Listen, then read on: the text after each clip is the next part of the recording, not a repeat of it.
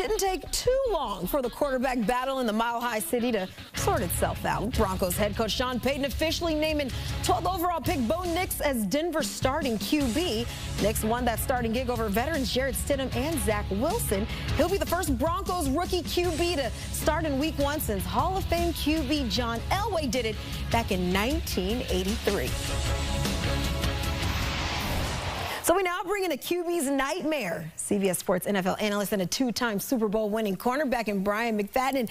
You know a thing or two about watching the guys under center and Nix coming off two impressive preseason outings where he flashed his accuracy and his poise in the pocket to earn that starting job. But from what you've seen in his limited professional sample size, what are your expectations for Nix in his first year in the league?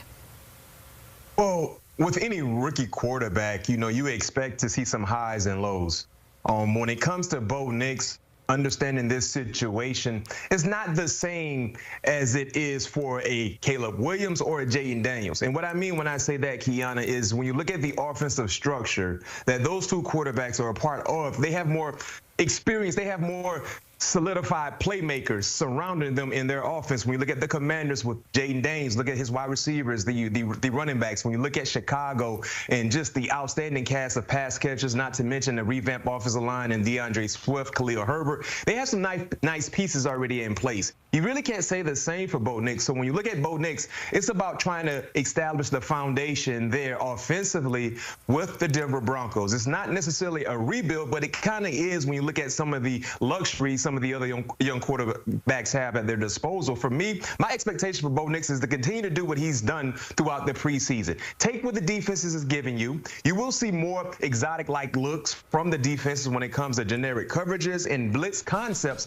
but you have a quality sound play caller backing you and in your ear in Sean Payton. And we look at the experience that Bo Nix has. He has the most experience out of any other young rookie quarterback in the National Football League. So hopefully that could prevail and put him in a position to be successful. But me personally, for Bo Nix, he's going to go through growing pains because this entire team will go through growing pains. But it's about progression and getting better week in and week out, and hopefully that is the key for Bo Nix. You say it's not a rebuild, but Broncos certainly hoping maybe Nix can be that long-term solution to their conundrum at quarterback after that failed Russell Wilson experiment. But Sean Payton, he went 8-9 last season, improving a 5-win Broncos team in year 1, and now he gets his pick at quarterback. Just what's the Broncos ceiling maybe in 2024 with Nix now under center? You just hit a key point, Kiana. With everything that was going on around that program last year, they won 8 games, right? So one would think that could be a potential reality for the Denver Broncos. But with a young rookie quarterback, you don't know. But look at the start of the season. Look at the first 5 weeks. Seattle, Pittsburgh, Tampa, the Jets, and the Raiders. You look at the first 4 weeks, those are all playoff caliber teams, right? So by the month of October, mid-October, we will know all we need to know about the Denver Broncos. So can they get to 8 wins this season? It's going to be a struggle, but it could be a reality. It's all about Bo Nix, and it's not just about what Bo Nix could do in regards to being the point guard for this offense. It's about some of the other guys around him on either side of the football upping their ante to play better football, to be able to be in a playoff conversation. Because at one point in time in 2023, Russell Wilson had the Denver Broncos in the playoff conversation. Well, I mean, you said it could be a reality, and we're looking ahead to playoffs. Reality, that's not saying that's what's exactly going to happen, but what could be the reality, let's say, in Foxborough? Because another rookie hasn't quite received the keys to the whip just yet, B-Mac. Drake May, still in competition with Jacoby Brissett for that starting job, but has taken some steps forward after that big improvement we saw in the Patriots' second preseason game. Head coach Gerard Mayo acknowledged he's confident in May to run the offense this season, but hey, he's still not ready just yet to hand over the keys. When it comes to that pre-snap operation for Drake May, is he in a place where if he had to start, you feel like he's ready, or do you feel like he's still kind of coming along? 100%, I think he's ready to run a huddle. You come into camp and you want to have an idea of how it's going. It's still a competition, and Jacoby is still QB1. I'm not 100% sure. And, I know that Jacoby's, played great. I think, there's opportunity for him to go out there and, make a play anytime, his name's called. Knows the offense. He's been a great teacher to me, as a young rookie coming in here, and decided to, be able to learn from him and continue to learn from him throughout the season when, real things start going. Okay, so B-Mac, in the Patriots' last preseason outing, May was taking snaps out of the shotgun. That's something he didn't do during camp or at UNC. Now, new OC Alex Van Pelt is installing a West Coast offense in New England, but if they want to fast-track May into a starting NFL quarterback, should they be catering the offense more so to his strengths? Well, yeah, no question. Another thing I have with Drake May in the preseason, if you go back and look at week 1 of the preseason for the New England Patriots, he didn't really see a lot. He didn't get the opportunities. Now they kind of up his opportunity page in week 2, but you would love to see Drake May getting a lot of opportunities to really showcase what he can do when it comes to the reps. Now, when you look at the reps in week 3, we don't know exactly how they're going to handle the reps with Jacoby and Drake May. But to Gerard Mayo's point, I think when you saw Drake May in week 2, he did some pretty good things. He gave you a reason to believe, you know what, he could be a guy for us in week 1 to start at the quarterback position. But we just got to continue to see him stack good game after good game. And he only has 1 preseason game to continue to create some more leverage for himself. But I'll say this much, regardless of what Drake May can do in week 3, if you look at the start for the New England Patriots, if you look at that gauntlet they have on their schedule, I don't know if you really want to throw the young quarterback into that gauntlet, knowing that he does not have a lot surrounding him when it comes to pass catchers, when it comes to overall concept on the offensive side. So that's something that I think should be a concern for the New England Patriots, Kiana, because if we can throw up their schedule, when you look at the first 5 or 6 ball games, it is tough matchup after tough matchup after tough matchup, and who knows how that could really limit the growth for a guy like Drake May, knowing that he has no experience and he's still trying to figure things out in the National Football League as a professional quarterback. Yeah, and that's throwing him out there with an O-line that still has a lot of questions, and that's throwing your rookie out there, Jacoby Brissett, maybe with a little bit more experience. It makes for an interesting situation that Gerard Mayo has out there in New England. But let's talk about a team a little bit more south. The neighboring Jets and Giants have been holding their joint practices this week, and the highlight ongoing has been the Aaron Rodgers to Garrett Wilson connection, which was seen several times throughout Wednesday's session. But perhaps the low light, B-Mac? Well, it seems like cornerback Sauce Gardner believes that would be Giants signal caller Daniel Jones. What was your opinion or takeaway on Daniel Jones? He's a good quarterback. You feel me? I thought I was about to pick him off today. I had a little cloud rep. He had looked at the last minute to try to throw the check down to Wandale. I thought I had to pick, but he kept it.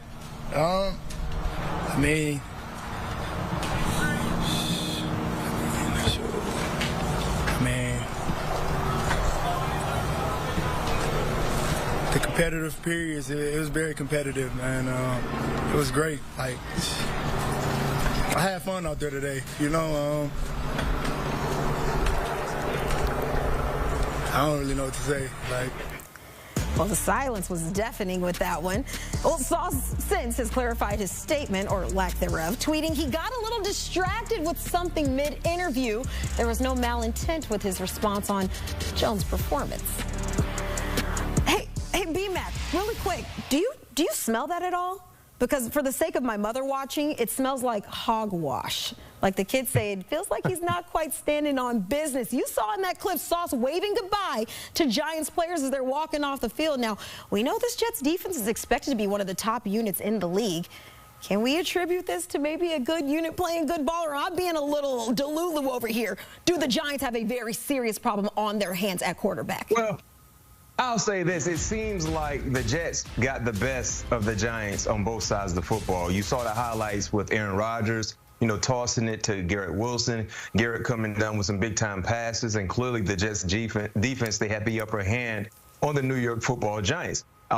It happens in joint practices. It's all about what you do next when you get another opportunity to get on the grass against the said opponent you're practicing against. Now, when you look at Daniel Jones, unfortunately for Daniel Jones, being a part of that organization, playing in New York, you're going to have the microscope on you every single time you're on the football field, especially when you look at what happened a year ago or what did not happen for Daniel Jones when it came to production. So he is one of the more talked about quarterbacks in the National Football League. He has probably the most pressure on him because it's almost like, it's not almost, his job is kind of on the line. He has to find a way to win ball games and make his team competitive. And he didn't do himself any favors, even though it was his first preseason opportunity when you look at how he started the football game a week ago against the Houston Texans. You know, 2 costly interceptions, bad interceptions. One was returned.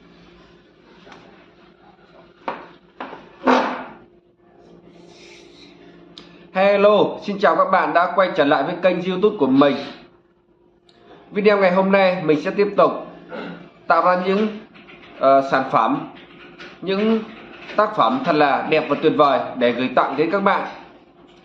Mình mong rằng các bạn xem video của mình thì hãy cho mình xin những lượt like và lượt đăng ký kênh để ủng hộ mình, để mình tiếp tục lấy động lực ra video. Mình cảm ơn các bạn rất là nhiều.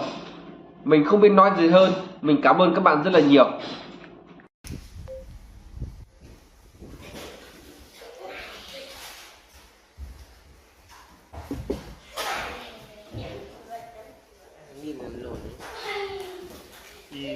Qua đây. Đâu đâu. Nó cầm túi ra. Cầm cái túi kia lên đây. Gì vậy?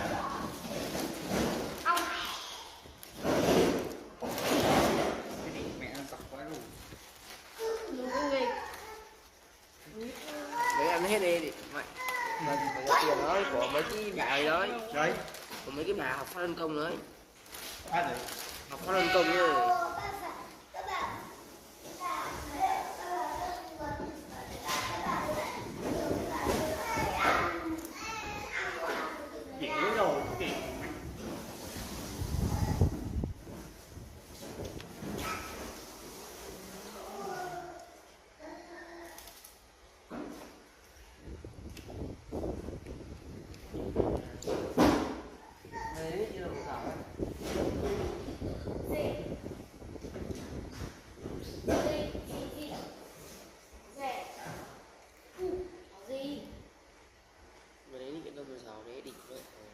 Tiền này.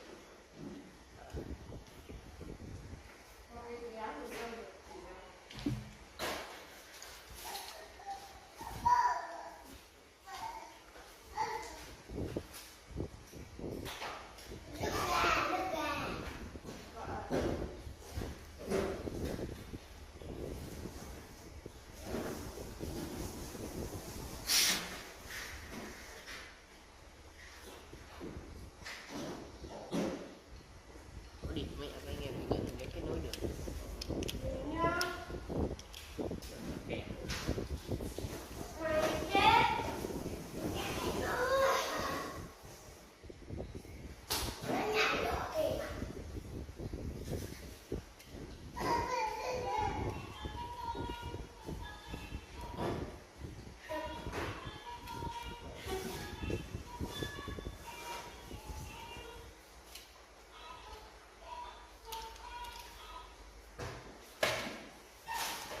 Tung vào sau đi bạn. Gì ơi?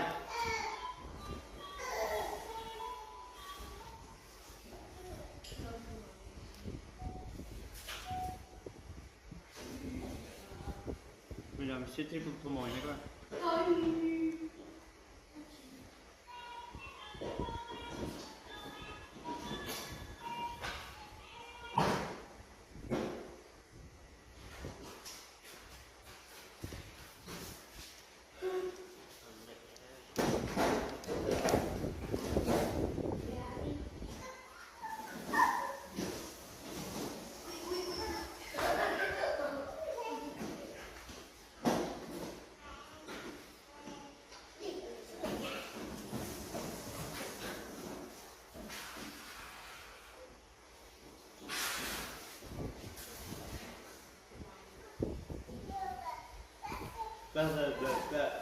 Bơ. Ê, Niêu, Long ơi, bế nó không nghe. Bế, rồi bế nó nha.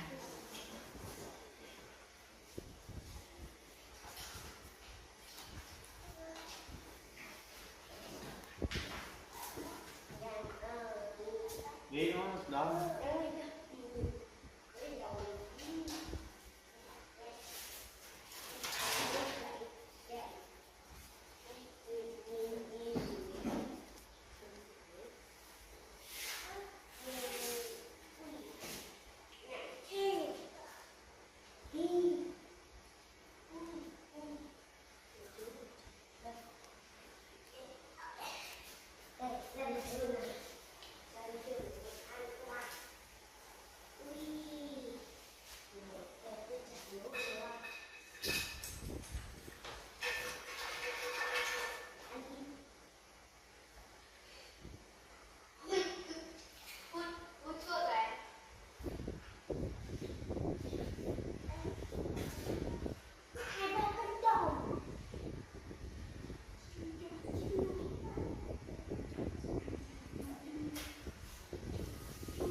Niêu, đích về sò đấy. Mấy cái khẩu này đâu rồi? Đủ vậy. Ôi cậu. Anh đến những người đâu rồi? Không biết, thằng này nó trả về. Cái tàu ấy, địch mày à. Ôn đi cảnh à? Lúc trước ra chơi thầy mà. Đâu, anh